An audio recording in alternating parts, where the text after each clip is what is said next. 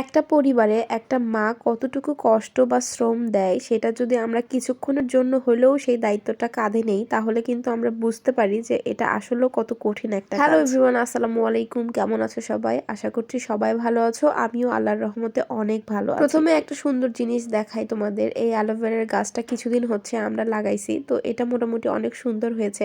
আসলে নিজের হাতে লাগানো গাছগুলো যখন বড় হয় তখন কিন্তু আলাদা একটা শান্তি লাগে। আজকে আমি রান্না করেছিলাম হচ্ছে মুরগির মাংস আর পোলাও। মুরগির মাংস আমার অনেকবার রান্না করা হয়েছে, তো পোলাওটা আমি কখনোই রান্না করিনি, এটাই আমার ফার্স্ট টাইম। তো দেখা যাক বিষয়টা কেমন হয়। এখানে আমি সবকিছু রেডি করে নিচ্ছিলাম, মাংসটা কেটে ধুয়ে নিলাম আর সাথে আলু।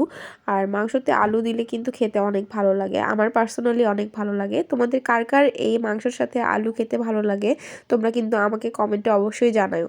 এখানে আমি রসুনটা কেটে নিয়েছিলাম। কোনো ধরনের মাংস রান্না করলে আমি তার ভিতরে রসুনটা প্রিফার করি, কেন জানি আমার রসুনটা মাংসর ভিতরে খেতে ভালোই লাগে। মাংসতে আমি যে আলুটা ব্যবহার করে থাকি ওই আলুটা আমি হালকা করে অন্য কোথাও একটা আলাদা ভেজে নেই। আমার কিছুদিন হলো ইচ্ছা হচ্ছিল যে আম্মুর হাতের পোলাও আর মাংসর ঝোল খাবো, তো আম্মুর একটু হঠাৎই দাদু বাড়িতে যেতে হয়েছিল ইমার্জেন্সি, এই জন্য হচ্ছে আমাকেই রান্নাটা করতে হয়েছে।